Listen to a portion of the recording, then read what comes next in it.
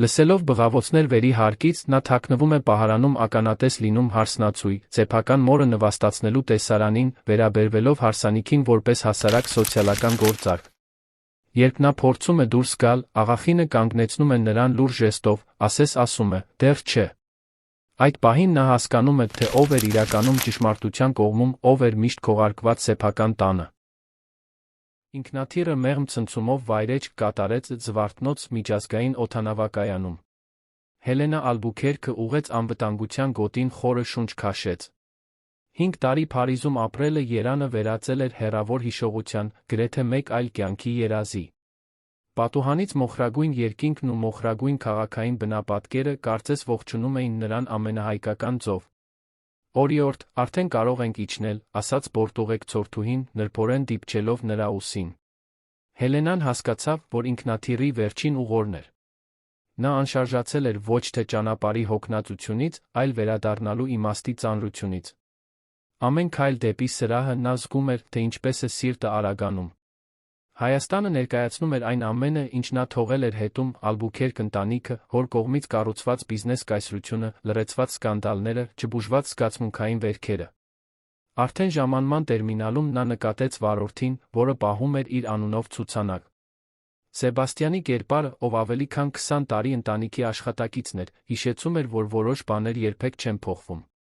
«Տիկին Հելենա, ինչ հաճելի է կրկին տեսնել ձեզ», բացականչեց Սեբաստյանը, վերցնելով նրա ճամպրուկը։ «Շնորհակալություն, Սեբաստյան։ Ինչպե՞ս են գործերը»։ «Ամեն ինչ ինչպես միշտ է, տիկին Հելենա։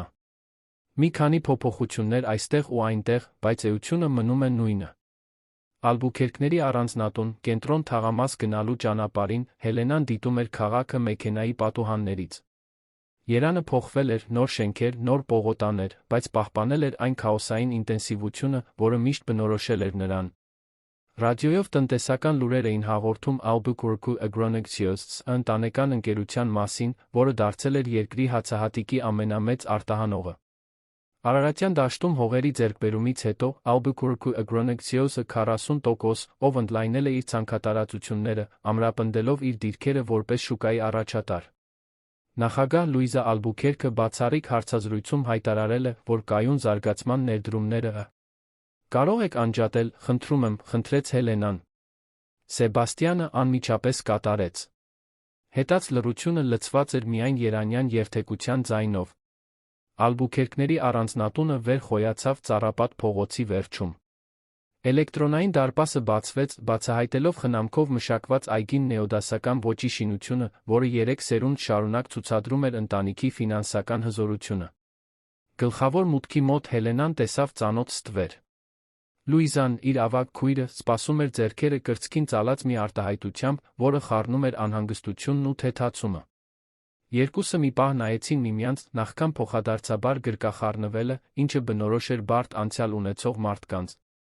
«Բարի գալուստ», ասաց Լուիզան, չկարողանալով թաքցնել պաշտոնական տոնը։ «Ճանապարհորդությունը հանգիստ էր»։ «Այո», պատասխանեց Հելենան, նկատելով, թե ինչպես էր քույրը ավելի ծեր հոգնած թվում, քան իր 35 տարիներ հուշում։ «Ո՞ր է հայրիկը»։ «Գրասենյակում է, տեսակոնֆերանս ունի չինացի ներդրողների հետ։ Խնդրեց ավելի ուշ ընտրել քեզ հետ»։ Հելենան պարզապես գլխով արեց։ Կարլոս Ալբուքերկը միշտ այդպես էր եղել։ Նույնիսկ դստեր վերադարձը տարիներ շարունակ բացակայությունից հետո բավարար չէր նրա գործերը ընդհատելու համար։ Մուտքի սրահում հայտնվեց մի զուսպ կերպար, տիկին Զուլմիրան, տան տնտեսուհին ավելի քան 3 տասնամյակ։ Նրա մուգ ընկալունակ աչքերը կարճատ հայացքով հանդիպեցին Հելենայի աչքերին։ «Աղջիկս Հելենա, Աստված օրհնի քեզ։ Քո սենյակը պատրաստ է, այնպես, ինչպես միշտ սիրել ես»։ Հելենան անկեղծ սիրով գրկեց տիկնոջը։ «Շնորհակալություն, Զուլմիրա։ Դու բոլորովին չես փոխվել»։ «Ահ, փոխվել եմ։ Ավելի ծեր եմ ու ավելի իմաստուն», պատասխանեց նա առեղծվածային ժպիտով։ «Եվ դուք էլ եք փոխվել»։ Աչքերը չեն ստում։ Մինչ Սեբաստյանը նրա ճամպրուկները սենյակ էր տանում, Հելենան Լուիզային ուղեկցեց մինչ պատշգամբ, որը նայում էր տարածքի հետնամասին։ Ընդարձակ այգին, լողավազանով թենիսի կորտով, մնում էր անթերի։ «Ուրեմն, հիմա դու ես ընկերության նախագահը», մեկնաբանեց Հելենան, իրեն ջուր լցնելով։ Լուիզան ուղղեց իր անթերի հագած բլեյզերը։ Մեկը պետք է ստանձներ, երբ դու որոշեցիր, որ Փարիզն ավելի կարևոր է, քան քո պարտականություններն այստեղ։ Այդպես չէր, Լուիզա։ Ոչ։ Դու պարզապես հեռացար այդ դեպքից հետո։ Ամեն ինչ թողեցիր հետում, ներառյալ քո բաժինը ընկերությունում։ Ես պետք է հեռանայի։ Դու գիտես, թե ինչու։ Լուիզան հոգոց հանեց, մեղմելով արտահայտությունը։ Գիտեմ։ Եվ դրա համար չեմ մեղադրում քեզ։ Բայց դու պատկերացում չունես, թե որքան դժվար էր ամեն ինչ գործող պահելը այն բանից հետո, երբ դե ամեն ինչից հետո։ Դրան թե թակոցը ընդհատեց խոսակցությունը։ Տիկին Զուլմիրան մտավ սուրճի սկուտեղով։ Կներեք, տիկին Լուիզա, վարորդը եկել է։ Ասաց, որ գրասենյակի հանդիպումը 1 ժամով շուտացել է։ Շնորհակալություն, Զուլմիրա։ Հելենա, մենք պետք է շարունակենք այս խոսակցությունը ավելի ուշ։ Այսօր կարևոր հանդիպում ունենք տնօրենների խորհրդի հետ։ Հայրիկը հեռակա կմասնակցի, բայց ես պետք է անձամբ ներկա լինեմ։ Իհարկե, գնա։ Ես դեռ պետք է բացեմ ճամպրուկներս ու մի փոքր հանգստանամ։ Երբ Լուիզան դուրս եկավ, Հելենան մենակ մնաց տնտեսուհու հետ։ Տիկին Զուլմիրա, իրականում ինչպես են գործերն այստեղ։ Տիկինը հոգոց հանելով նստեց։ Ահ, աղջիկս։ Շատ ջուր է հոսել կամրջի տակով, քանի դեռ դուք հեռացել էիք։ Տիկին Լուիզան անդադար աշխատում է, ձեր հայրը օրեցօր ավելի է վճռականանում։ Ընկերությունը աճել է, բայց որոշ բաներ երբեք չեն փոխվում։ Իսկ ինչ վերաբերում է Սանա լճի ափամերձ համայնքի հետ կապված իրավիճակին։ Այդ հողերը, որ հայրիկս էր ուզում։ Տիկին Զուլմիրան շուրջը նայեց, կարծես ստուգելով, թե արդյոք իրոք մենակ էին։ Ընտանիքները տեղափոխվել են։ Ընկերությունը նրանց համար բնակելի համալիր է կառուցել, լճից հեռու։ Հեռուստացույցով ցույց են տալիս, թե որքան օգտակար էր, թե ինչպես են հիմա աղյուսե տներ ունեն։ Բայց ասում են, որ շատերը հիվանդացել են, առանց լճի, առանց ձկնորսության։ Հելենան գլխով արեց, զգալով մեղքի ծանոթ զգացումը, որը կրում էր այդ ընտանիքի մաս լինելու համար։ Իսկ Ռաֆայելը։ Դուք ինչ-որ բան գիտեք նրա մասին։ Տիկին Զուլմիրան զուսպ ժպտաց։ Գիտեի, որ կհարցնեք։ Նա Նյու Յորքից վերադարձել է 2 տարի առաջ։ Աշխատում է կենտրոնի միջազգային իրավաբանական գրասենյակում։ Նշանված է դատավոր Պրադոյի դստեր հետ։ Հելենան փորձեց չցույց տալ, թե ինչպես էր այդ տեղեկությունը ազդում իր վրա։ Ռաֆայել Մենդոնսան եղել էր նրա առաջին սերը, մինչ նա Փարիզ մեկնելը։ Հիմա նա պատրաստվում էր ամուսնանալ։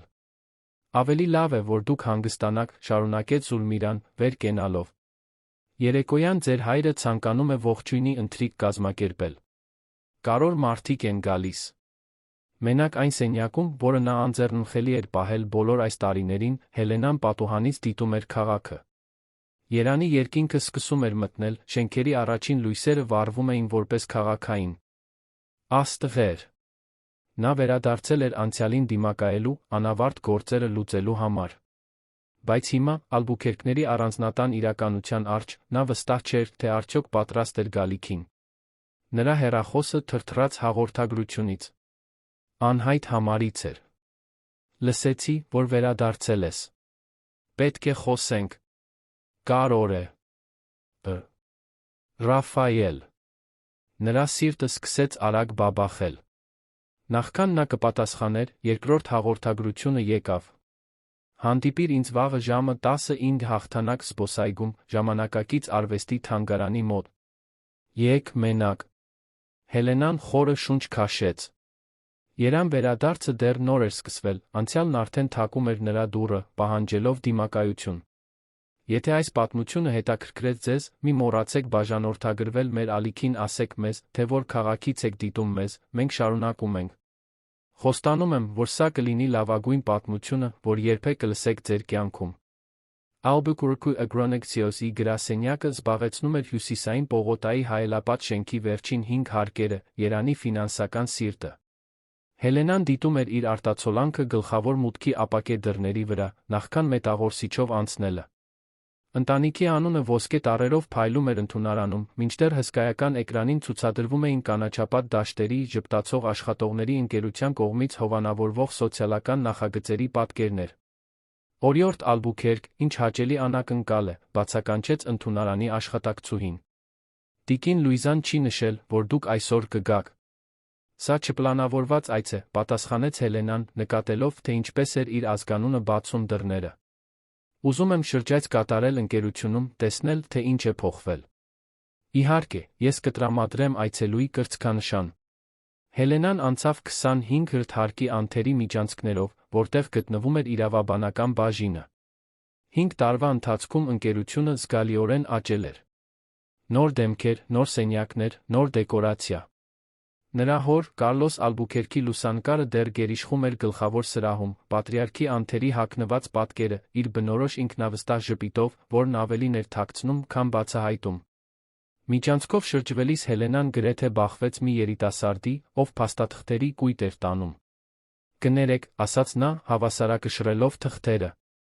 Երբ նրանց աչքերը հանդիպեցին, նա նկատեց ճանաչման արտահայտություն։ «Դուք Հելենա Ալբուքերկն եք, չէ՞։ Հիմնադրի դուստրը, ով Ֆրանսիայում էր ապրում»։ «Այո, ես եմ»։ «Իսկ դուք»։ «Անդրե Ֆոնտես, կրտսեր իրավաբան։ Ընկերությունում եմ 6 ամիս է»։ Նա մեկնեց ազատ ձեռքը։ «Հաճելի է վերջապես ծանոթանալ ձեզ հետ։ Շատ բան եմ լսել ձեր մասին»։ «Հուսով եմ, որ ամեն ինչ ճիշտ չէ», պատասխանեց Հելենան զուսպ ժպիտով։ «Դե, ասում են, որ դուք ամեն ինչ թողել եք Փարիզում որպես արվեստագետ ապրելու համար, որ դրամատիկ բաժանում եք ունեցել ընտանիքի հետ, որը…» Անդրեն կանգ առավ, հասկանալով, որ շատ է խոսում։ «Կներեք։ Մի անհանգստացեք։ Բամբասանքները միակ բանն են, որ ավելի շատ է, քան փողն այս ընկերությունում»։ Նրանց միջ անհարմար լռություն տիրեց, մինչ Անդրեն խախտեց այն։ «Ես աշխատում եմ Գեղարքունիքի մարզի հողերի գործի վրա։ Հետաքրքիր գործընթաց է։ Գեղարքունիքի մարզ։ Արարատյան դաշտում ընդլայնումը։ Հենց այդպես։ Բարդ գործ է, որը ներառում է բնապահպանական թույլտվություններ, տեղական համայնքներ»։ Հելենան հետաքրքրության մի պահ զգաց։ «Եվ ինչպես է այն իրականացվում»։ Անդրեն շուրջը նայեց, մի փոքր իջեցնելով ձայնը։ «Պաշտոնապես, մենք հետում ենք բոլոր իրավական արձանագրություններին»։ Բայց նա տատանվեց։ «Բայց…» «Ոչինչ։ Ես պետք է այս փաստաթղթերը վերանայման հանձնեմ»։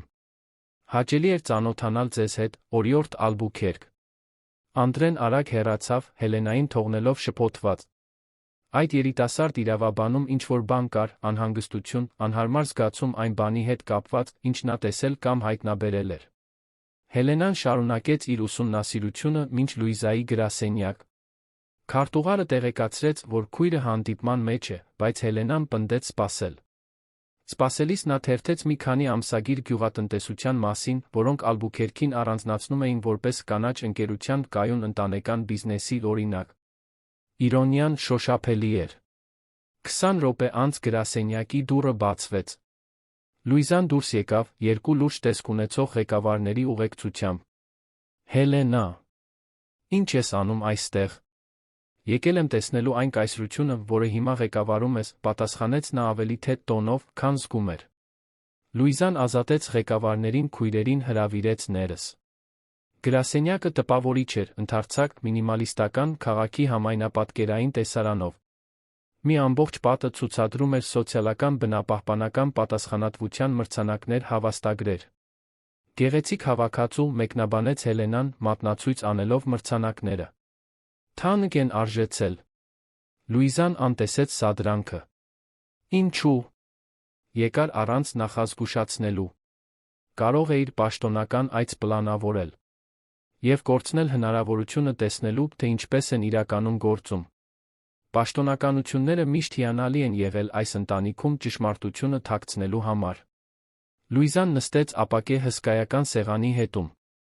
Եթե եկել ես պատերազմ սկսելու, Հելենա, կարող եմ երաշխավորել, որ ժամանակ չունեմ դրա համար։ Մենք կարևոր բանակցությունների մեջ ենք։ Լսել եմ Գեղարքունիքի մարզի մասին։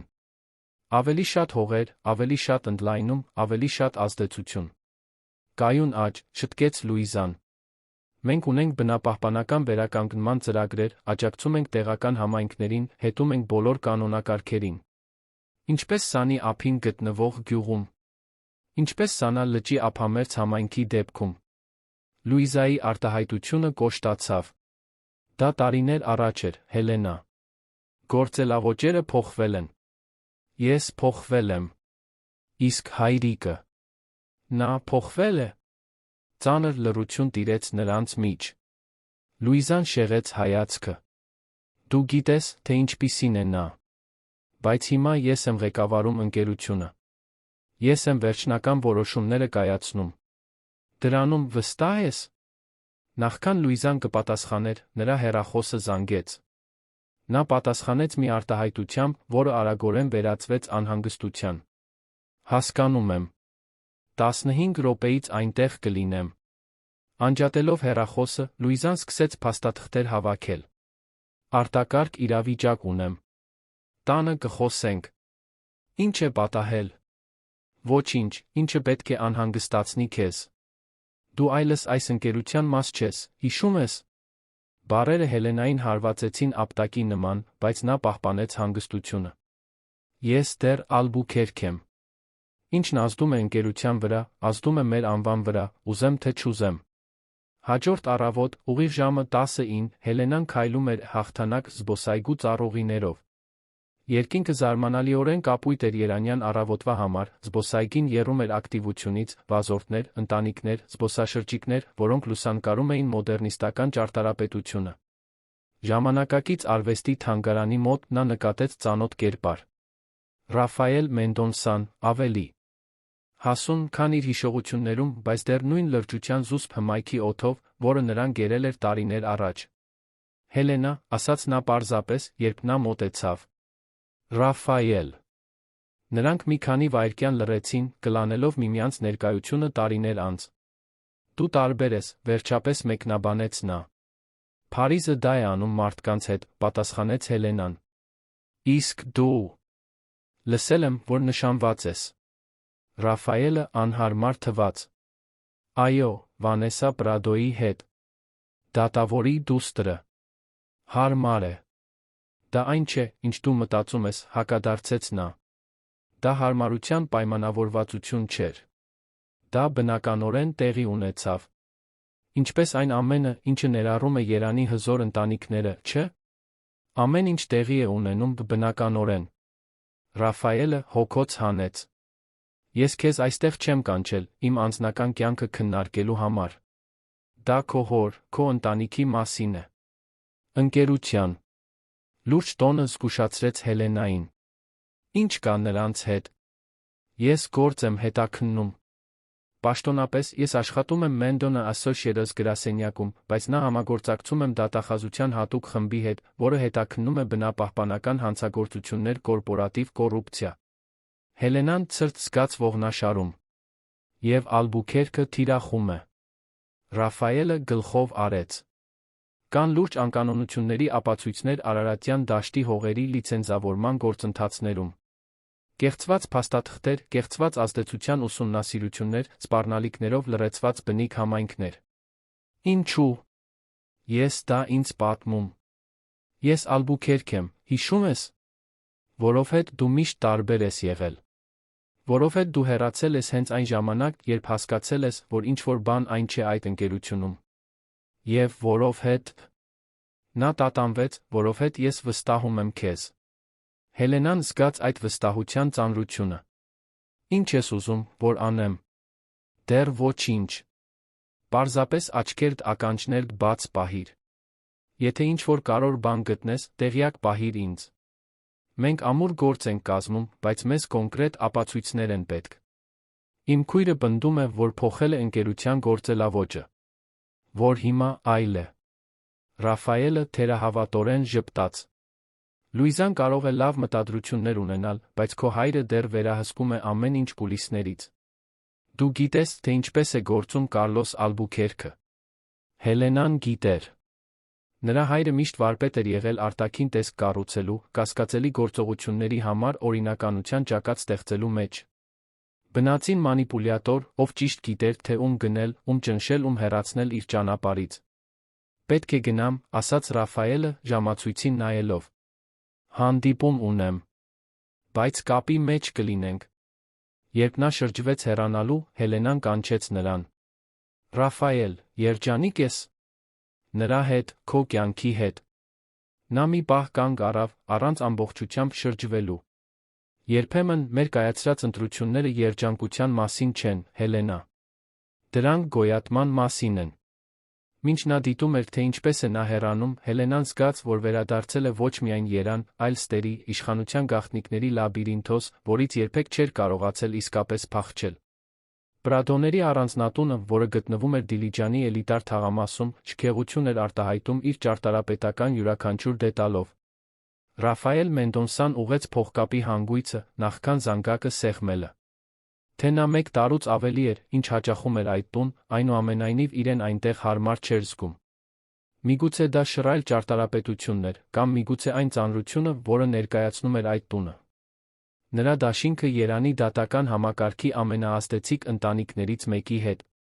«Սիրելիս, դու ուշացել ես», ասաց Վանեսա Պրադոն, բացելով դուռը, նրա կատարյալ դեմքը ցուցադրում էր հաշվարկված ժպիտ։ «Հայրիկն արդեն հյուրերի հետ սենյակում է»։ «Կներեք, հանդիպում ունեի, որը երկարեց», պատասխանեց Ռաֆայելը, կարճ համբուրելով նրան։ Նա չհիշատակեց Հելենայի հետ իր հանդիպումը։ Ո՞ւմ է պետք այդքան աշխատել։ Երբ ամուսնանանք, պետք է մտածես հայրիկի գրասենյակում աշխատելու մասին։ Ավելի քիչ ժամեր, ավելի շատ կարևոր կապեր։ Ռաֆայելը ստիպված ժպտաց։ Ապագա աներոջ գրասենյակին միանալու առաջարկը, որը մասնագիտացած էր խոշոր կորպորացիաների պաշտպանության մեջ, հաճախ էր հնչում։ Ընդարձակ հյուրասենյակում դատավոր Մարկոս Պրադոն աշխույժ զրուցում էր 2 տղամարդու հետ։ Ռաֆայելը անմիջապես ճանաչեց նրանցից մեկին, Կարլոս Ալբուքերքին։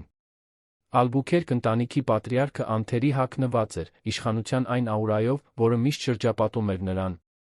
Մյուս տղամարդը զարգացման նախարարն էր, կոռուպցիոն սկանդալներում մշտական կերպար, բայց երբեք պաշտոնապես չդատապարտված։ «Ահ, Ռաֆայել», բացականչեց դատավորը։ «Մենք հենց հիմա խոսում էինք հայկական գյուղատնտեսության ապագայի մասին։ Կարլոսը մեզ պատմում էր Ալբուքերքի ընդլայնման մասին Արարատյան դաշտում»։ Ռաֆայելը ողջունեց բոլորին, հատկապես լարված լինելով Կարլոսի ձեռքը սեղմելիս։ «Լսել եմ, որ ճանաչում եք իմ դստեր Հելենային», ասաց Կարլոսը առեղծվածային ժպիտով։ Նա վերջերս է վերադարձել Փարիզից։ «Այո, մենք ծանոթ ենք շատ տարիներ», պատասխանեց Ռաֆայելը, փորձելով անփույթ թվալ։ «Ինչպես է նա»։ Նորից հարմարվում է։ Հելենան միշտ դժվարացել է հասկանալ, թե ինչպես են իրականում գործում իրերը իրական աշխարհում։ Փարիզը սնուցել է նրա իդեալիզմները։ Նախարարը ծիծաղեց։ Իդեալիզմները շքեղություն են, որոնք ավարտվում են, երբ բախվում ես տնտեսական իրականությանը։ Խոսակցությունը շարունակվեց տնտեսական քաղաքական թեմաներով, ակնարկներով բնապահպանական աշխատանքային օրենքներում անհրաժեշտ ճկունությունների մասին։ Ռաֆայելը դիտում էր, մտովի հավաքելով տեղեկություններ, նկատելով, թե ինչպես էին բացահայտ խոսում որոշումների վրա ազդելու մասին, որոնք պետք է լինեին տեխնիկական անկողմնակալ։ Ընթրիքից հետո, մինչ Վանեսան հյուրերին ցույց էր տալիս ընտանիքի նոր արվեստի հավաքածուն, Ռաֆայելը բարձրացավ երկրորդ հարկ, զուգարանից օգտվելու։ Միջանցքում նա բարձրացած ձայներ լսեց գրասենյակից։ Նա անմիջապես ճանաչեց իր նշանածի ձայնը, որը ինչ-որ մեկի հետ վիճում էր։ «Մի եկեք ինձ բարոյականության դասերով, մայրիկ։ Դուք շատ լավ գիտեք, թե ինչու եմ ամուսնանում նրա հետ»։ Ռաֆայելը սառեց։ Գրասենյակի դուռը կիսաբաց էր։ «Վանեսա, ես պարզապես ասում եմ, որ պետք է ավելի զգույշ լինես հրապարակայնորեն խոսելիս։ Մեկը կարող է լսել։ Եվ ինչ։ Բացահայտել, որ սիրահարված չեմ։ Որ սա հարմարության պայմանավորվածություն է բոլորիս համար։ Հայրիկի գրասենյակին պետք է մեկը, Ռաֆայելի էթիկական հեղինակությամբ, որպեսի մաքրի պատկերը անցյալ տարվա այդ սկանդալից հետո։ Եվ նրան պետք են մեր կապերը»։ Ռաֆայելը զգաց, թե ինչպես է իր ստամոքսը խորտակվում։ Թե նա կասկածում էր, որ Վանեսան իր հանդեպ նույն զգացմունքները չուներ, ինչ պնդում էր, այնուամենայնիվ, այդքան կոպիտ հաստատումը կործանարար էր։ Բնազդաբար, նա հետ քաշվեց, որպեսզի չհայտնաբերվի։ Շարժման ընթացքում նա բախվեց կիսաբաց դռանը, որպեսզի չտեսնվի, արագ մտավ ներս։ Նա հայտնվեց գրասենյակին կից հսկայական զգեստապահարանում, որտեղից դեռ կարող էր լսել խոսակցությունը։ Եվ բացի այդ, նա այնքան անմեղ է։ Հավատում է, որ կարող է փոխել համակարգը ներսից, որ կարող է պայքարել կոռուպցիայի դեմ օրինական ուղիներով, շարունակեց Վանեսան, ամեն բառում արամարանքով։ Մինչդեռ մենք օգտագործում ենք նրա հետաքննությունները մեր հաճախորդներին զգուշացնելու համար։ Այդպես մենք զգուշացրինք Կարլոս Ալբուքերքին Արարատյան դաշտի այդ հետաքննության մասին։ Ռաֆայելը զգաց, կարծես բռունցքով հարվածել էին իրեն։ Այսպիսով, այսպես էին ձախողվել իր որոշ հետաքննություններ, Վանեսան մուտք էր ստացել իր տեղեկություններին դրանք փոխանցել իր հորը, ով դրանք օգտագործում էր Ալբուքերքների նման հաճախորդներին պաշտպանելու համար։ Մինչ նա փորձում էր մարսել դավաճանությունը, կողքին ներկայություն զգաց։ Զգեստապահարանի խավարում նա չէր նկատել, որ մենակ չէր։ Մի ձեռք նրբորեն դիպավ նրա թին, նա գրեթե ճչաց սարսափից։ Շշշնջաց մի ձայն։ Դա Ժուրեման էր, Պրադոների տան ամենահին սպասուհին։ Նրա աչքերը, իմաստուն տխուր, կարծես ասում էին, ես գիտեմ։ Ժուրեման ժեստ արեց, որ լուռ մնա մատնացույց արեց դուռը։ Վանեսայի նրա մոր միջ խոսակցությունը շարունակվում էր։ Եվ անկեղծ ասած, մայրիկ, դուք իսկապես կարծում եք, որ ես բավարարվելու եմ այն միջակ կյանքով, որը նա կարող է ինձ առաջարկել։ Ռաֆայելը շատ սկզբունքներ ունի այս աշխարհում իրականում բարգավաճելու համար։ Բայց նա առայժմ ծառայում է մեր նպատակներին։ Պարզապես զգույշ եղիր, աղջիկս։ Գոնե մինչ հարսանիքը։ Մի անհանգստացեք։ Նա այնքան կուրորեն սիրահարված է, որ չի տեսնում այն, ինչ իր առջ է։ Ձայները սկսեցին հեռանալ, ցույց տալով, որ նրանք դուրս էին գալիս գրասենյակից։ Ժուրեման ամուր բռնեց Ռաֆայելին, մինչ համոզվեց, որ նրանք հեռացել են, ապա այլընտրանքային ճանապարհով դուրս հանեց նրան զգեստապահարանից։ Դատարկ միջանցքում Ռաֆայելը նայեց սպասուհուն։ Ինչու՞։ Օգնեցիք ինձ թաքնվել։ Որովհետև դուք լավ մարդ եք, դոկտոր Ռաֆայել։ Եվ որովհետև դուք առաջինը չեք, ով այս կերպ է բացահայտում Պրադո ընտանիքի իրական բնույթը։ Ռաֆայելը երախտագիտության ամոթի խառնուրդ զգաց։ Որքան ժամանակ է, ինչ գիտեք։ Շատ բան գիտեմ այս տան մասին, դոկտոր։ Սպասավորները միշտ գիտեն։ Ժուրեման տատանվեց։ Դուք հիմա պետք է գնաք։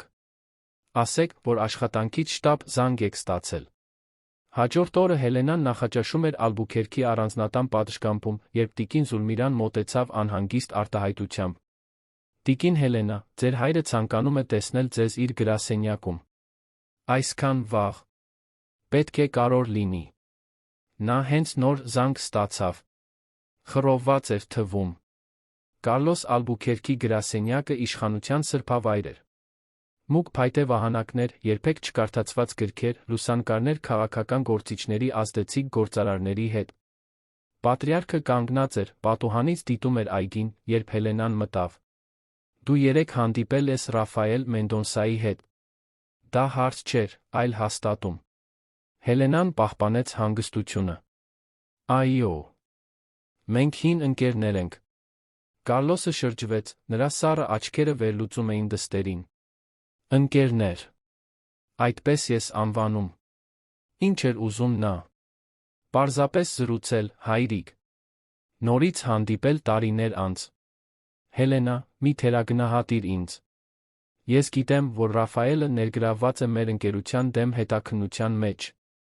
Եվ գիտեմ, որ նա քեզ է փնտրել ինչ-որ պատճառով։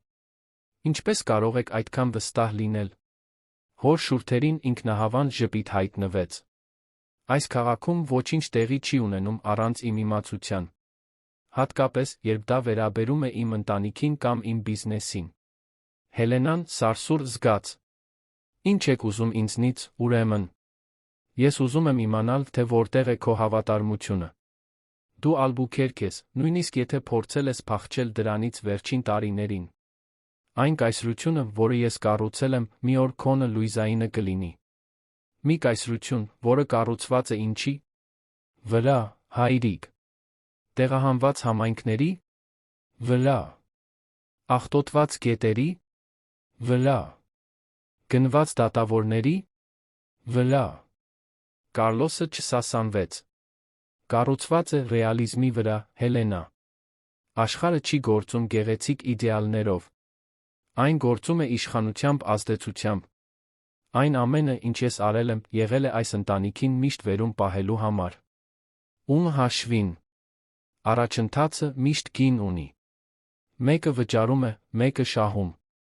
Այդպես է եղել ժամանակների սկզբից։ Հելենան զգաց հին վրդովմունքը եռալու։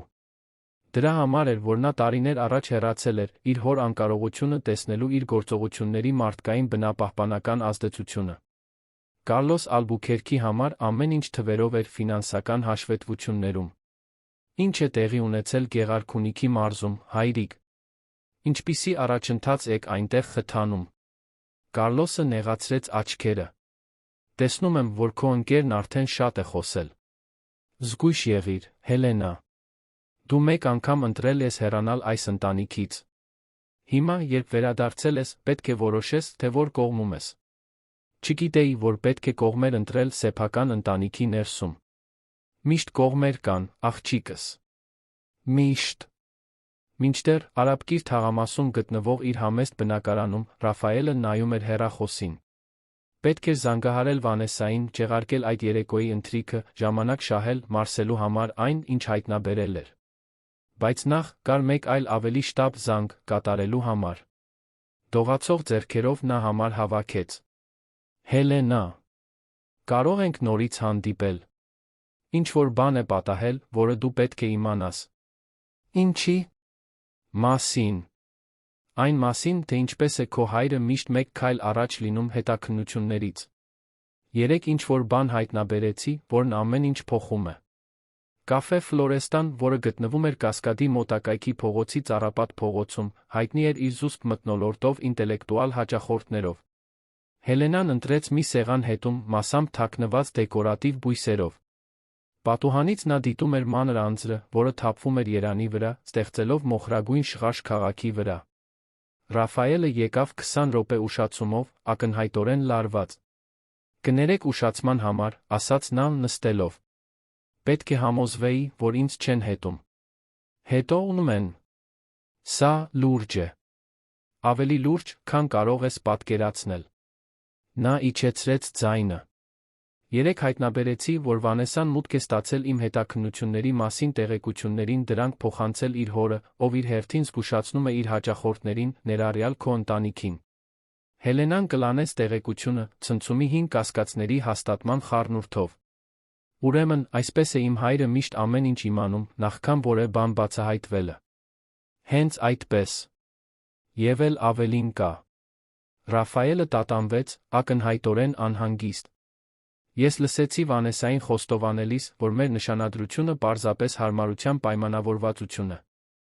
Նրա հոր գրասենյակին պետք էր մեկը, իմ հեղինակությամբ, որպեսի բարելավի իրենց պատկերը սկանդալից հետո, փոխարենը դու կստանայիր Պրադո ընտանիքի կապերը, ավարտեց Հելենան։ Ռաֆայելը գլխով արեց, ամաչելով։ Ես միամիտ էի։ Հավատում էի, որ կարող եմ փոխել համակարգը ներսից, օգտագործելով այդ կապերը ճիշտ բան անելու համար։ Բայց նրանք պարզապես օգտագործում էին ինձ։ Ինչ ես պատրաստվում անել հիմա։ Շարունակել հետաքննությունը, բայց շատ ավելի զգույշ։ Եվ նա խորը շունչ քաշեց, բաժանվել Վանեսայից, իհարկե։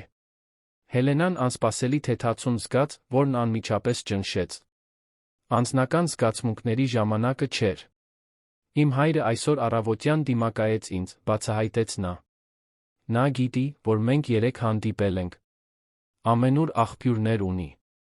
Ինչ ասաց նա։ Ուզեց իմանալ, թե որտեղ է իմ հավատարմությունը։ Կարծես ես պետք է ընտրեի ճշմարտության իմ ընտանիքի միջ։ Ռաֆայելը թեթակի դիպավ Հելենայի ձեռքին։ Միգուցե դա հենց այն է, ինչ բոլորս պետք է անենք ինչ-որ պահի, ընտրել հարմարավետության ճշմարտության միջ։ Դիպչումը, կարճատ հիշողություններով լի, ծանոթ ջերմություն ուղարկեց Հելենայի թով։ Նա նրբորեն հեռացրեց ձեռքը։ Կաս մի բան, որ դու պետք է իմանաս, շարունակեց Ռաֆայելը։ Ես ծանոթացա մի երիտասարդ իրավաբանի հետ, ով աշխատում է Albuquerque Agronexios-ում։ Անդրե Ֆոնտես։ Նա կապ հաստատեց ինձ հետ, քանի որ անկանոնություններ էր գտել Արարատյան դաշտի փաստաթղթերում։ Ես Անդրեին հանդիպել եմ մի քանի օր առաջ, ընկերության գրասենյակում, ասաց Հելենան, զարմացած։ Նա անհարմար էր թվում, երբ հիշատակեցի Գեղարքունիքի մարզը։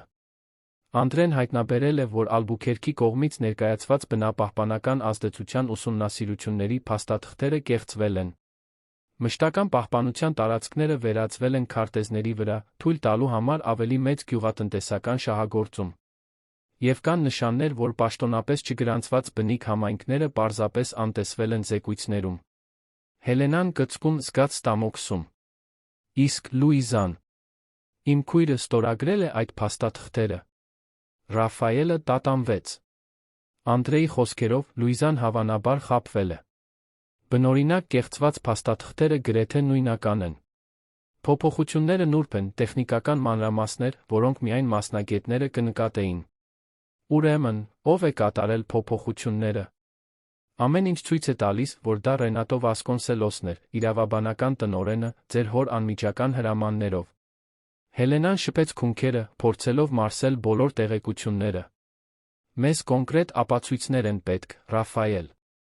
Ենթադրությունները բավարար չեն իմ հորը դիմակայելու համար։ Անդրեն դրա վրա է աշխատում։ Նա մուտք ունի բնօրինակ փաստաթղթերին փոփոխված տարբերակներին։ Խնդիրն այդ տեղեկությունները դուրս բերելն է, առանց կասկածներ առաջացնելու։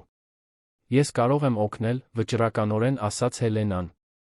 Որպես սեփականատիրոջ դուստր, ես կարող եմ մուտք ունենալ տարածքներ փաստաթղթեր, առանց շատ ուշադրություն գրավելու։ Ռաֆայելը անհանգիստ թվաց։ Դա վտանգավոր է, Հելենա։ Եթե քո հայրը կասկածի։ Նա արդեն կասկածում է։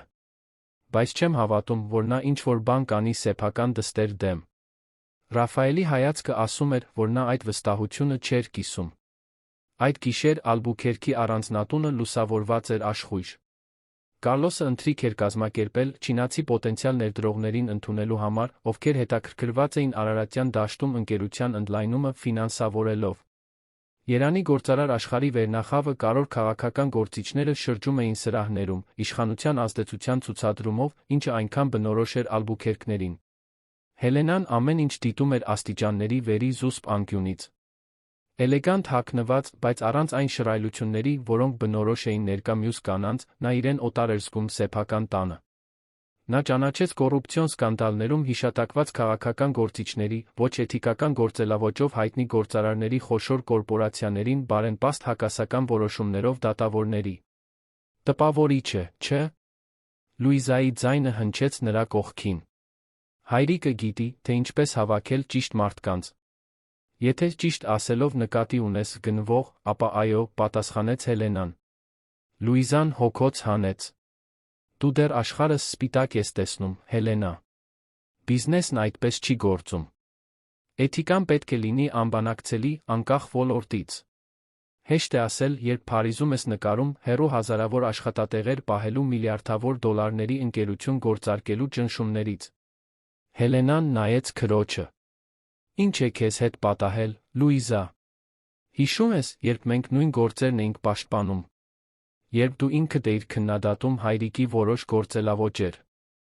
Խոցելիության մի շող անցավ Լուիզայի աչքերով։ Ես մեծացա, Հելենա։ Հասկացա, թե ինչպես է իրականում գործում աշխարհը։ Կամ հանձնվեցիր նրան։ Նախքան քննարկումը կշարունակվեր, Կարլոսը հայտնվեց անթերի հագնված իտալական կոստյումով, իր սովորական հմայքով։ Իմ աղջիկներ, չինացի ներդրողները եկել են։ Եկեք, ուզում եմ ներկայացնել ձեզ։ Ընթրիքը անցավ գյուղատնտեսական ընդլայնման, միջազգային շուկաների անհրաժեշտ կարգավորող ճկունությունների մասին զրույցների մեջ։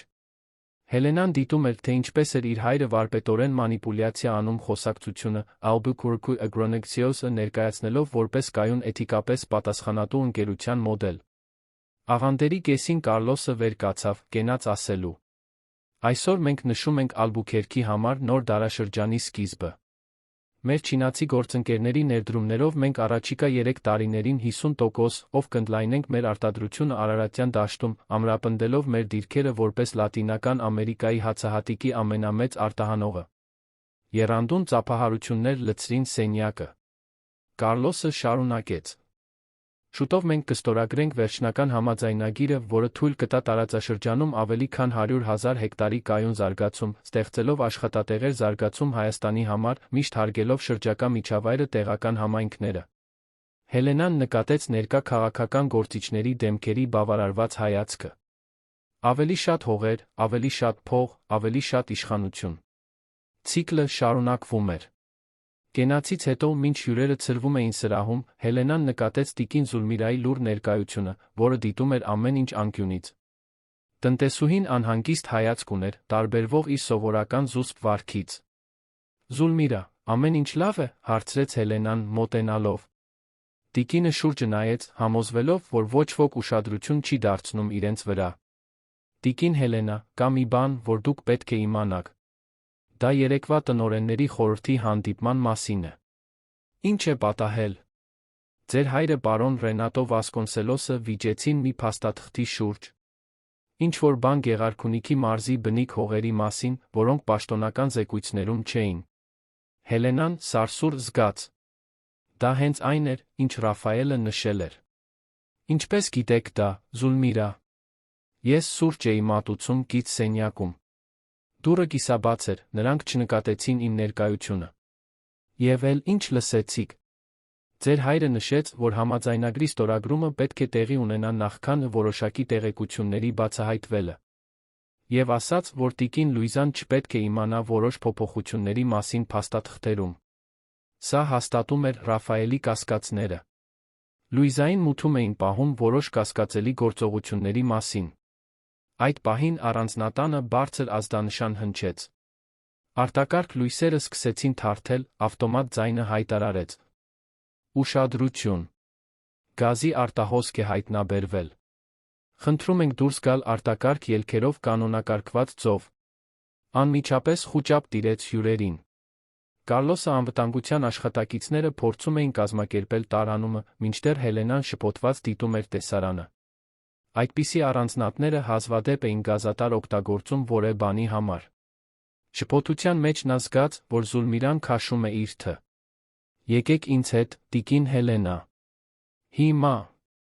Տնտեսուհին արագորեն տարավ նրան կողային միջանցքով, հեռու հյուրերի հիմնական հոսքից։ Նրանք մտան փոքրիկ մոնիտորինգի սենյակ, որտեղ գտնվում էին առանձնատան անվտանգության էկրանները։ Արտահոսք չկա, ասաց Զուլմիրան, մատնացույց անելով մի վահանակ, որտեղ նա ձեռքով միացրել էր ազդանշանը։ Բայց պետք էր ընդհատել այդ հանդիպումը։ Ինչու՞ հարցրեց Հելենան, ապշած։ Որովհետև ես լսեցի, թե ինչպես էր ձեր հայրը չինացի գործարարին ասում, որ հենց համաձայնագիրը ստորագրվի, նրանք կարող են լուծել զբաղեցված հողերի խնդիրը ամենաարդյունավետ ձով։ Եվ չինացին պատասխանեց, որ Չինաստանում նրանք այդքան բյուրոկրատիա չէին ունենա խոչընդոտները վերացնելու համար։ Հելենան անմիջապես հասկացավ լրջությունը։ Նրանք խոսում էին ամբողջ համայնքները ուժով տեղահանելու մասին։ Զուլմիրան գլխով արեց, նրա աչքերը բացահայտում էին տարիների լուռ վկայված գաղտնիքները։ Ձեր հայրը վատ մարդ չէ, տիկին Հելենա։ Բայց իշխանությունը փոխել է նրան տարիների ընթացքում։ Հիմա նա կարծում է, որ ամեն ինչից բոլորից վեր է։ Ինչու՞։ Եք ինձ օգնում, Զուլմիրա։ Տնտեսուհին տխուր ժպտաց։ Որովհետև ինչ-որ մեկը պետք է անի ճիշտը։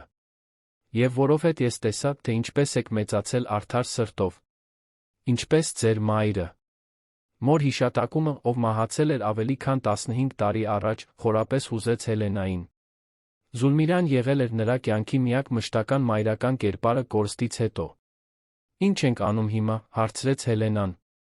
Հիմա վերադառնում ենք սրահ, կարծես ոչինչ չի պատահել։ Տեխնիկները շուտով կհայտարարեն, որ դա կեղծ ազդանշան էր։ Բայց դուք պետք է արագ գործեք։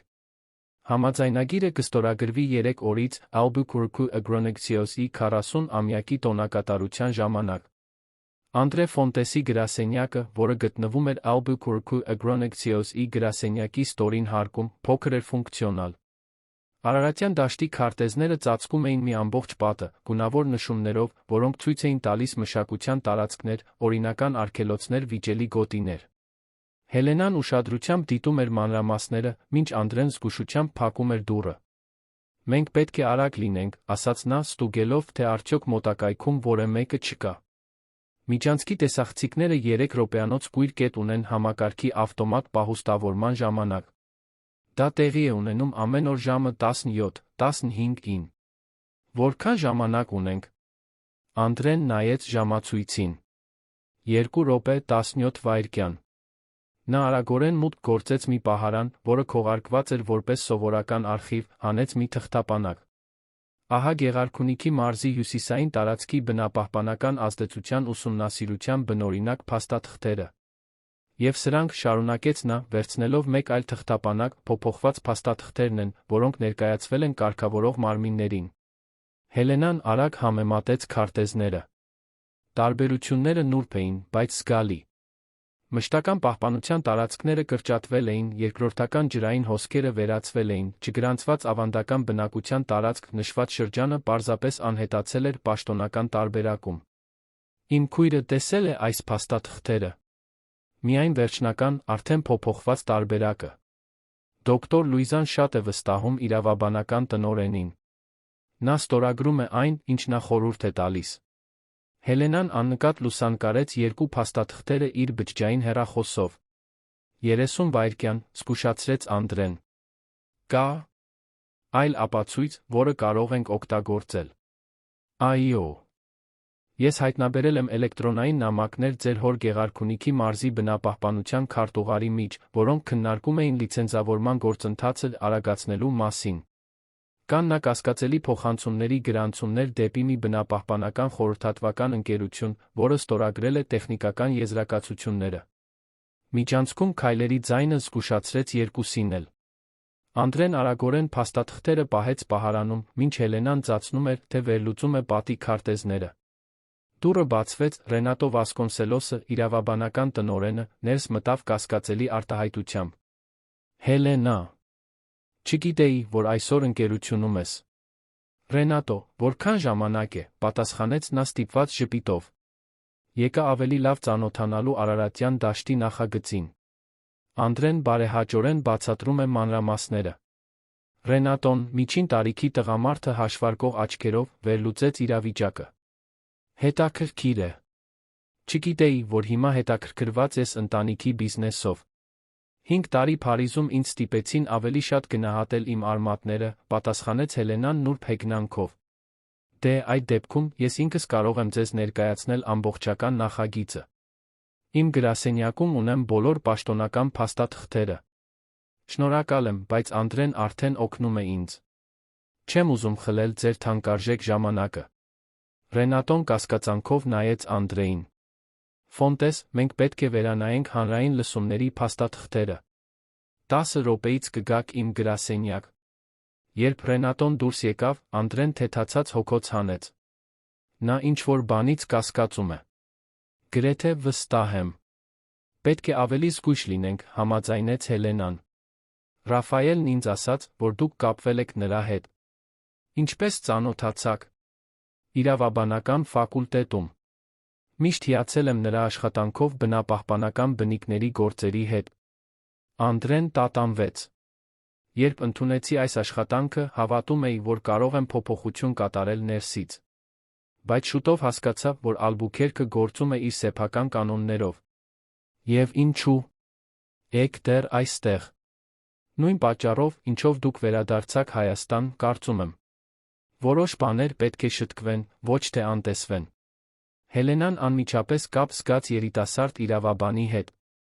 Էլ ինչ գիտեք չինացիների հետ համաձայնագրի մասին։ Գիտեմ, որ դա ներառում է դատական վեճի մեջ գտնվող տարածքներ։ Ընկերությունը արագացնում է գործընթացը, վերջնական սեփականություն ձեռք բերելու համար, մինչ ավելի խորը հետաքննությունները կսկսվեն։ Իսկ իմ քույրը։ Դոկտոր Լուիզան բարդ դրության մեջ է։ Նա փորձում է ավելի էթիկական գործելավոճեր ներդնել, բայց նրա հայրը տնօրենների խորհրդի հին անդամները դիմադրում են։ Նա ամեն ինչ չգիտի։ Հելենան գլխով արեց, մտածկոտ։ Պետք է տեղեկացնենք նրան։ Լուիզան իմ հոր նման չէ։ Նա կարող է ճիշտ բան անել, եթե իմանա ճշմարտությունը։ Հաջորդ առավոտ Հելենան իր վարձակալած մեքենայով վարում էր Մարկինալ Պինեյրոսով, երբ նկատեց, որ իրեն համառորեն հետում է մուգ մեքենա։ Նա մի քանի անգամ շարքեր փոխեց, հաստատելով կասկածը։ Իրեն հետում էին։ Սիրտը արագ բաբախելով, նա զանգահարեց Ռաֆայելին։ Կարծում եմ, որ ինձ հետում են։ Ս մեքենա, մուգ ապակիներ։ Մի գնա տուն կամ ինձ կամ Անդրեի հետ կապված որևէտեղ, լարված պատասխանեց Ռաֆայելը։ Գնա հանրային, մարդաշատ վայր։ Հելենան մեքենան ուղղեց դեպի Դալմա Գարթեն Մոլ Արտրի կենտրոն։ Ավտոկայանից արագ մտավ մարդաշատ Արտրի կենտրոն։ Երկրորդ հարկի սրճարանից նա դիտում էր այն տղամարդուն, ով հետում էր իրեն ամրակազմ մի տղամարդ, մասնավոր անվտանգության աշխատակցի տեսքով, շրջելով մուտքի մոտ, փնտրելով իրեն։ Նրա հեռախոսը թրթռաց Ռաֆայելի հաղորդագրությունից։ Սպասիր 30 րոպե դուրս արի մեկ այլ մուտքից։ Ես կսպասեմ Ծիծեռնակաբերդի խճուղում։ Սպասելիս Հելենան զանգ ստացավ Լուիզայից։ Որտե՞ղ ես։ Հայրիկը կատաղած է։ Ինչ է պատահել։ Մեկը Արարատյան դաշտի նախագծի մասին տեղեկություններ է արտահոսել բնապահպանական բլոգին։ Ներքին փաստաթղթեր, Հելենա։ Հայրիկը կարծում է, որ դու ես եղել։ Իսկ դու ինչ ես կարծում։ Կարճ լռություն։ Այլս չգիտեմ, թե ինչ մտածեմ։ Բայց եթե դու ես եղել, զգույշ եղիր։ Հայրիկն արդեն ակտիվացրել է անվտանգության տնօրենին։ Արտահոսած փաստաթղթերը ճիշտ են, Լուիզա։ Մեկ այլ լռություն։ Մասամբ։ Կան անհամապատասխանություններ, որոնք ես փորձում եմ հասկանալ։ Անհամապատասխանություններ, թե՞։ Միտումնավոր ստեր։ Հելենա, դա այդքան պարզ չէ։ Դա ավելի պարզ է, քան թվում է, Լուիզա։ Կամ մենք պատմության ճիշտ կողմում ենք, կամ հանցակից ենք։ Նա անջատեց հեռախոսը, նախքան քույրը կպատասխաներ։ 30 րոպե անց, ինչպես պայմանավորվել էին, Հելենան դուրս եկավ Արտրի կենտրոնի երկրորդական մուտքից։ Ռաֆայելի մեքենան սպասում էր։ Նա արագ մտավ ներս։ Ինչ է պատահել, հարցրեց նա, արագացնելով հենց որ նա փակեց դուռը։ Հելենան բացատրեց արտահոսքի հոր արձագանքի մասին։ Դու չես արտահոսել։ Ոչ։ Ես պետք է ավելի զգույշ լինեի իմ արած լուսանկարների հետ, բայց դրանք ոչ մեկի հետ չեմ կիսել, բացի քեզնից։ Անդրե, միգուցե։ Հնարավոր է, բայց նրա համար շատ ռիսկային։ Պետք է լինի մեկ այլ աղբյուր։ Ռաֆայելը մեքենան վարում էր դեպի Կոնդ թաղամաս։ Գնանք անվտանգ տեղ։ Մի լրագրող ընկեր ունի բնակարան, որը օգտագործում է որպես այլընտրանքային խմբագրություն։ Առայժմ կարող ենք այնտեղ մնալ։ Գրքերով լուսանկարչական սարքավորումներով լի փոքրիկ բնակարանում Հելենան վերջապես իրեն բավականաչափ ապահով զգաց, նորից ստուգելու իր բջջային հեռախոսը։ Կային 3 անպատասխան զանգ իր հորից, 2 Լուիզայից, 1 հաղորդագրություն տիկին Զուլմիրայից, ձեր սենյակը խուզարկվել է։ Փաստաթղթերը տարվել են։ Զգույշ եղեք։ Իմ հայրը իսկապես վախեցած է այդ արտահոսքից, մեկնաբանեց Հելենան։ Այդ փաստաթղթերում պետք է ավելին լինի, քան մենք պատկերացնում ենք։ Կամ նա վախենում է, որ դա պարզապես սկիզբն է, առաջարկեց Ռաֆայելը։ Եթե ընկերությունում ինչ-որ մեկը պատրաստ է տեղեկություններ արտահոսել, ով գիտի, թե էլ ինչ կարող է բացահայտվել։ Անդրեն եկավ 1 ժամ անց, ակնհայտորեն նյարդային։ Ընկերությունում քաոս է։ Աշխատանքից ազատումներ, հարցաքննություններ, թաքնված սպառնալիքներ։ Ռենատո Վասկոնսելոսը հայրիկի օրհնությամբ կախարդների որս է իրականացնում։ Իսկ Լուիզան, հարցրեց Հելենան։ Փորձում է հանգստացնել կրքերը, բայց քիչ հաջողությամբ։ Խնդիրն այն է, որ արտահոսքը հաստատեց այն, ինչ շատերն արդեն կասկածում էին։ Ալբուքերքը կեղծել է փաստաթղթեր, բնապահպանական թույլտվություններ ստանալու համար։ Ինչ է տեղի ունենում հիմա, հարցրեց Ռաֆայելը։ Ընկերությունը արագացնում է չինացիների հետ համաձայնագրի ստորագրումը։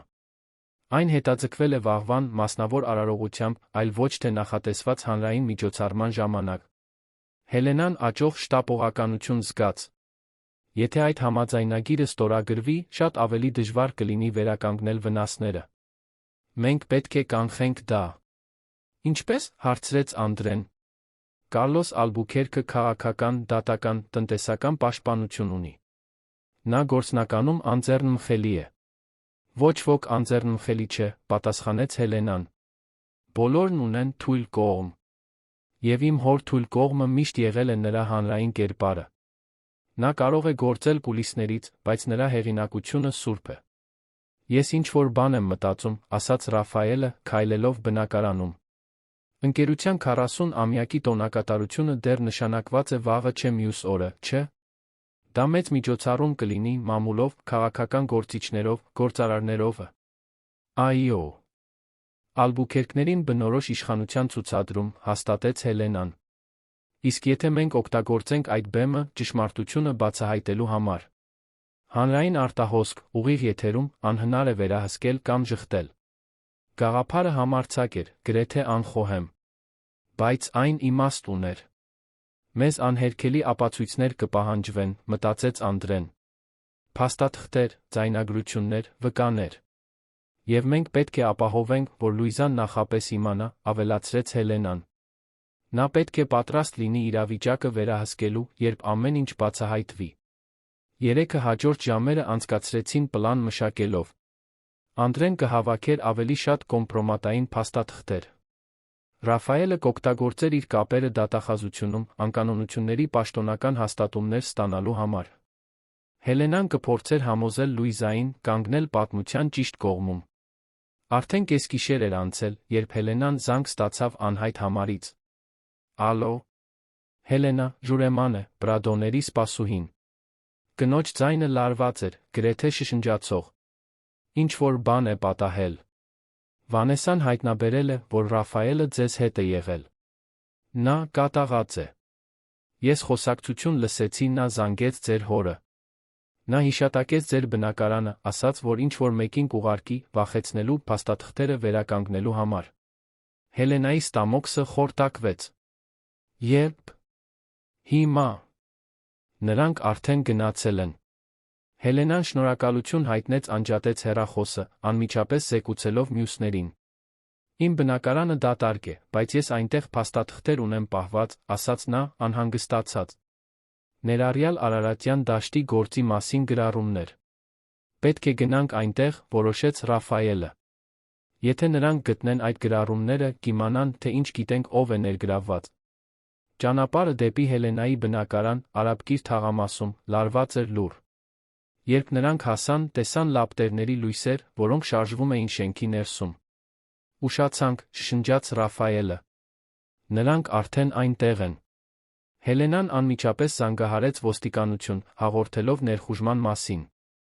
Րոպեներ անց ոստիկանական մեքենաները ժամանեցին, շչակները անջատված, ըստ պահանջի։ Ներխուժողները, երկու տղամարդ, մասնավոր անվտանգության աշխատակիցների տեսքով, ձերբակալվեցին դեռ բնակարանում։ Երբ նրանք վերջապես կարողացան մտնել, Հելենան նկատեց վնասը։ Գզրոցները շրջված, փաստաթղթերը ցրված, կահույքը վնասված։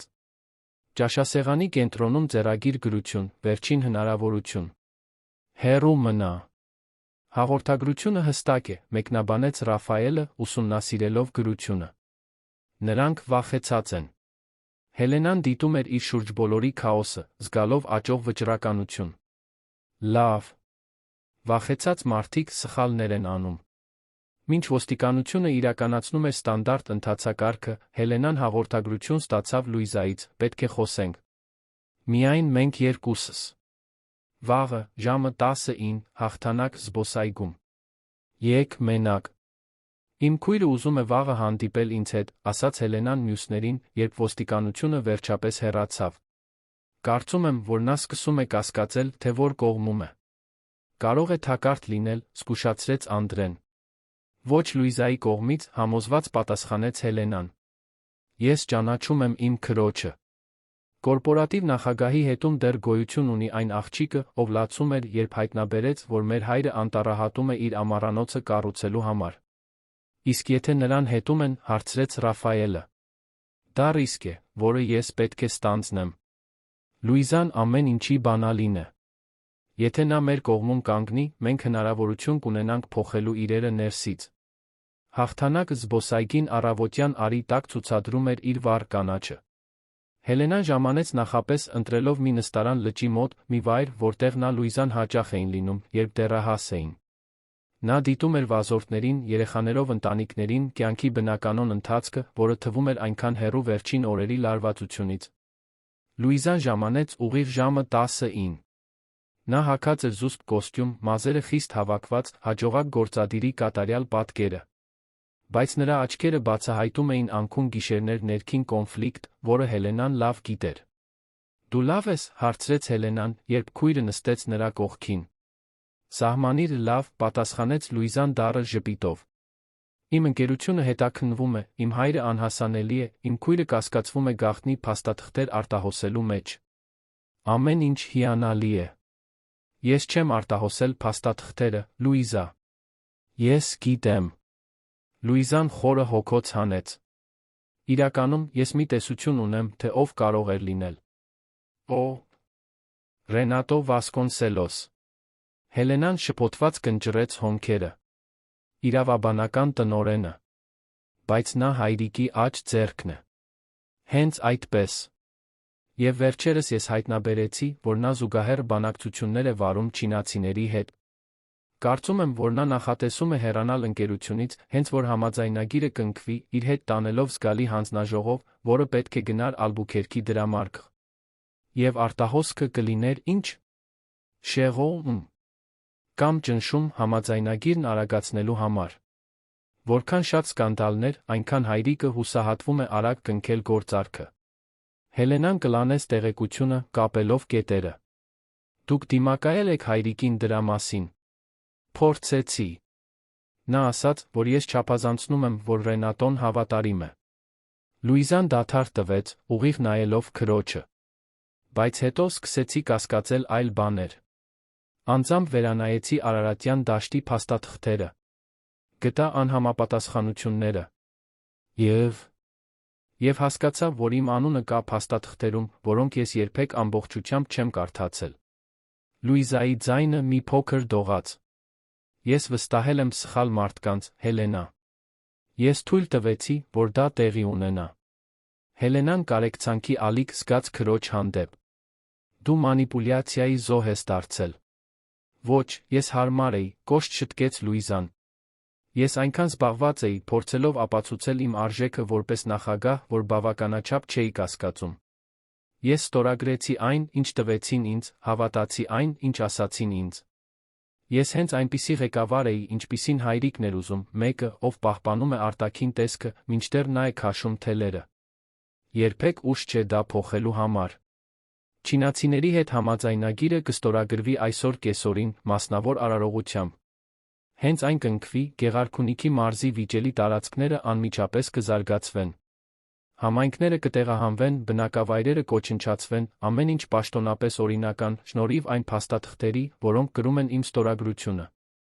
Հելենան տատանվեց, նախքան հարցնելը։ Ինչ ես պատրաստվում անել։ Լուիզան երկար նայեց լճին։ Այն, ինչ պետք է անեի ի սկզբանե, ընկերության իրական վերահսկողությունը ստանձնել, ոչ թե պարզապես տիտղոսը։ Ինչպես։ Նախ, մենք պետք է կանխենք այսօրվա համաձայնագրի ստորագրումը։ Այնուհետ, վաղվա միջոցառման ժամանակ ես հայտարարություն կանեմ, որը հավերժ կփոխի Ալբուքերքի ընթացքը։ Հելենան հպարտության անհանգստության խառնուրդ զգաց։ Հայրիկը հեշտությամբ չի ընդունի դա։ Ես թույլտվություն չեմ խնդրում, պատասխանեց Լուիզան մի վճռականությամբ, որը Հելենային հիշեցնում էր այն իդեալիստ աղջկան, որը մի օր եղել էր իր քույրը։ Ես արդեն ակտիվացրել եմ մեր համապատասխանության բաժինը, ամբողջական աուդիտի համար։ Եվ վարձել եմ արտաքին խորհրդատվական ընկերություն, մասնագիտացած կորպորատիվ կառավարման մեջ։ Դա քաջություն է։ Դա անհրաժեշտ է։ Եվ դա պարզապես սկիզբն է։ Լուիզան բռնեց քրոջ ձեռքը։ Ինձ քո օգնությունն է պետք, Հելենա։ Ես չեմ կարող դա անել մենակ։ Ալբուքերք քույրերը գրկախառնվեցին, կնքելով մի դաշինք, որը գերազանցում էր տարիների հեռավորությունը լուռ վիրավորանքները։ Բաժանվելիս Լուիզան Հելենային տվեց մի յոսպ գրիչ։ Այստեղ են իմ հավաքած բոլոր ապացույցները։ Փոփոխված փաստաթղթեր, կոմպրոմատային էլեկտրոնային նամակներ, կասկածելի վճարումների գրանցումներ։ Օգտագործիր, ինչպես հարմար գտնես։ Դրանում վստահ ես։ Բացարձակ։ Ժամանակն է մաքրել Ալբուքերք անունը, նույնիսկ եթե դա նշանակում է ժամանակավորապես պղտորել մեր հեղինակությունը։ Երբ նրանք հրաժեշտ տվեցին, Հելենան զգաց, որ տարիներ շարունակ առաջին անգամ իսկապես վերամիավորվել է իր քրոջ հետ։ Ժամեր անց, որպես շտաբ ծառայող բնակարանում, Հելենան, Ռաֆայելը Անդրեն վերլուծում էին Լուիզայի տրամադրած փաստաթղթերը։ Սա ավելի քան բավարար է, տպավորված մեկնաբանեց Ռաֆայելը։ Ձեր քույրը իսկապես ամբողջական հետաքննություն է կատարել։ Նա միշտ մանրակրկիտ է եղել, հպարտ ժպիտով պատասխանեց Հելենան։ Երբ Լուիզան որոշում է ինչ-որ բան անել, ճիշտ է անում։ Բայց ինչպես կանխենք այսօրվա համաձայնագրի ստորագրումը, անհանգստացած հարցրեց Անդրեն։ Արարողությունը մասնավոր կլինի, չբացահայտված վայրում։ Մենք պետք չէ ֆիզիկապես կանխենք, բացատրեց Հելենան։ Մենք պարզապես պետք է ապահովենք, որ չինացիները ստանան այս տեղեկությունները նախքան ստորագրելը։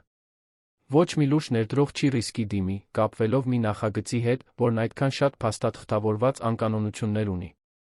Ես կապ ունեմ Չինաստանի դեսպանատանը, առաջարկեց Ռաֆայելը։ Կարող եմ ապահովել, որ այդ փաստաթղթերը հաջորդ ժամերի ընթացքում հասնեն ճիշտ ձեռքերին։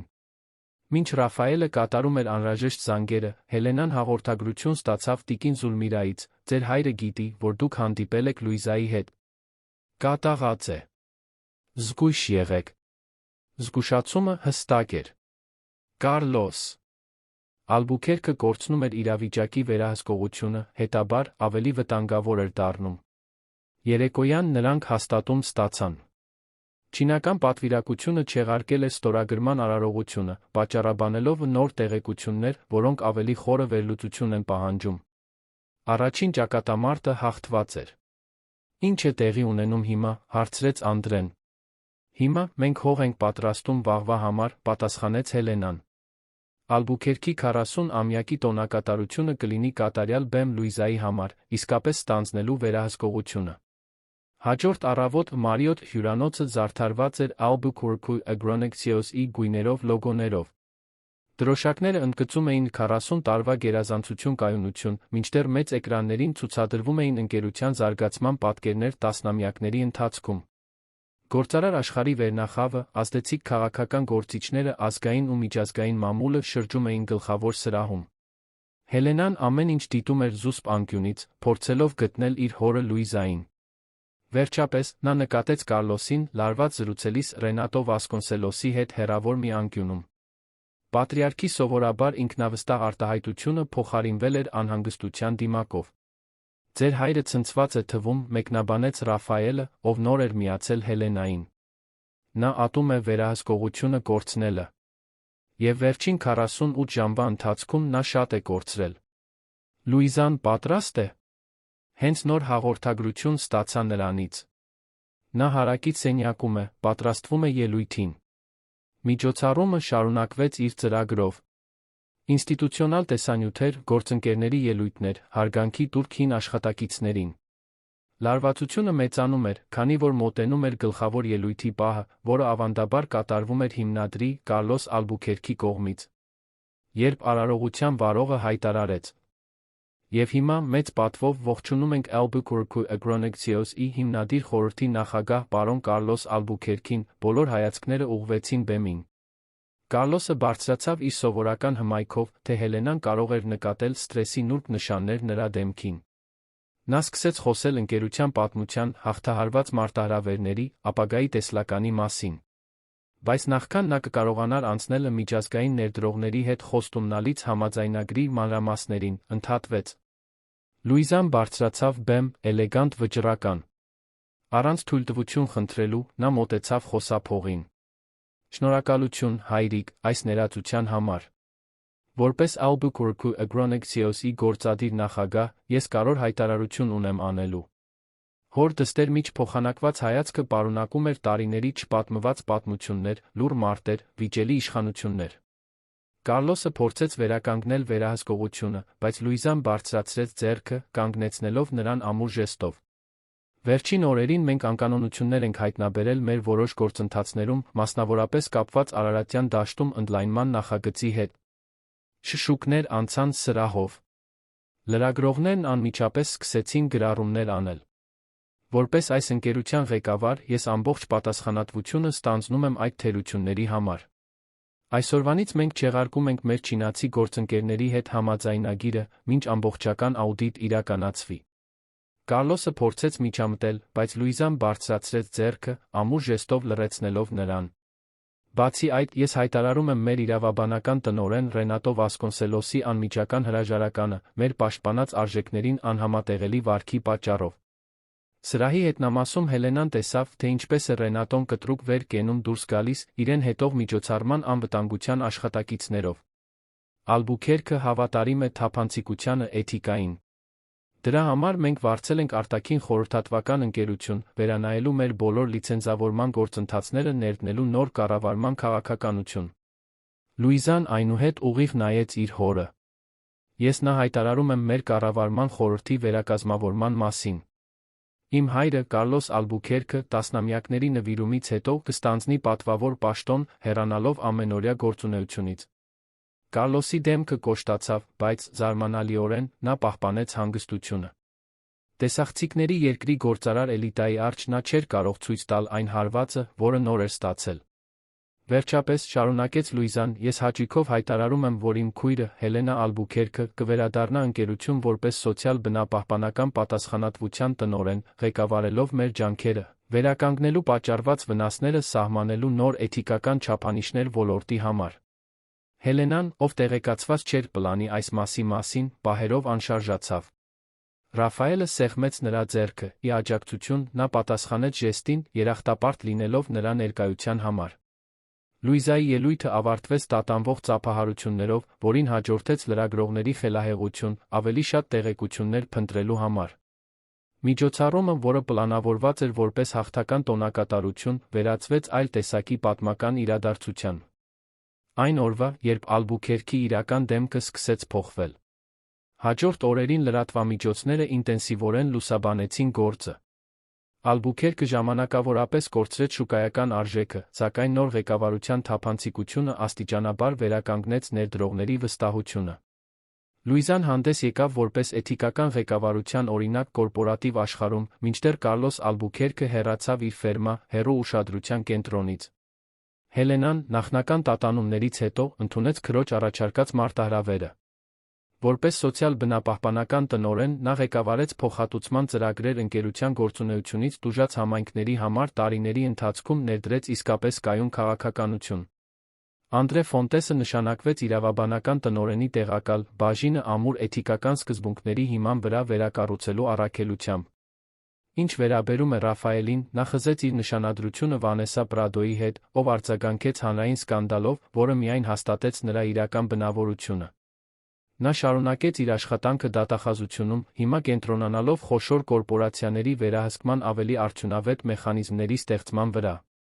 Հելենայի Ռաֆայելի հարաբերությունները, որոնք վերածնվել էին ճգնաժամի մեջ, աստիճանաբար զարգացան։ Երկուսն էլ համաձայնեցին ժամանակ տալ ժամանակին, ընդունելով, որ փոխվել էին բաժանման տարիներին, պետք է նորից բացահայտեին միմյանց։ Ալբուքերքին փոխակերպած իրադարձությունից 3 ամիս անց Հելենան այցելեց ընտանեկան առանձնատուն, Լուիզայի հետ ընթրելու։ Տունը տարբեր էր թվում, ավելի թեթ, ոչ այնքան ճնշող։ Այգում նա գտավ տիկին Զուլմիրային, ծաղիկները խնամելիս։ Տիկին Հելենա, ինչ լավ է տեսնել ձեզ, ողջունեց տնտեսուհին իր հանգիստ ժպիտով։ Իրերը փոխվել են այստեղ, չէ՞։ Ձեր շնորհիվ, հիմնականում, պատասխանեց Հելենան, գրկելով տիկնոջը։ Առանց ձեր քաջության, միգուցե մենք երբեք չէինք հայտնաբերի ճշմարտությունը ժամանակին։ Ես պարզապես արեցի այն, ինչ կաներ ցանկացած պարկեշտ մարդ։ Զուլմիրան դիտեց այգին։ Գիտեք, ես այս տանը աշխատել եմ գրեթե 40 տարի։ Ես տեսավ, թե ինչպես է ձեր հայրը կայսրություն կառուցում, տեսավ, թե ինչպես է ձեր մայրը հեռանում, տեսավ, թե ինչպես եք դուք տիկին Լուիզան մեծանում։ Ես միշտ լուռ դիտորդ եմ եղել։ Վերջում ոչ այնքան լուռ։ Զուլմիրան ժպտաց։ Երբեմն լռությունը բավարար չէ։ Երբեմն պետք է գործել։ Հելենան դիտում էր Ալբուքերքի առանձնատունը մայրամուտի ներքո։ Նույն պատերը, նույն այգին, բայց հիմա բնակեցված մի ճշմարտությամբ, որը չափազանց երկար թաքնված էր մնացել։ Ինչ է գալիս հիմա, հարցրեց տնտեսուհին։ Վերակառուցում, պատասխանեց Հելենան։ Մեր ընկերության, մեր ընտանիքի, մեր անվան։ Քար առ քար, այս անգամ ամուր հիմքով։ Այդ գիշեր, մինչ նա ընթրում էր Լուիզայի հետ պատշգամբում, Երանի աստղերի տակ, Հելենան զգաց մի խաղաղություն, որը տարիներ շարունակ չէր զգացել։ Դա ճանապարհորդության ավարտը չէր։ Իրականում, դա պարզապես նոր փուլի սկիզբն էր, միգուցե նույնիսկ ավելի դժվար, քան նախորդը։ Բայց հիմա նրանք ունեին մի բան, որը երկար ժամանակ պակասում էր՝ իսկություն։